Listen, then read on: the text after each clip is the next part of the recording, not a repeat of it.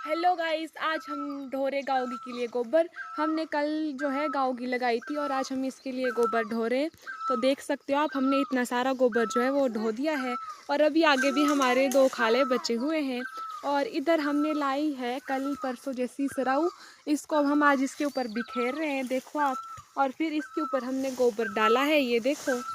और अभी भी हम मतलब जो है थक चुके हैं बहुत ज़्यादा, क्योंकि हमने इतना सारा एरिया जो है वो कवर कर लिया है।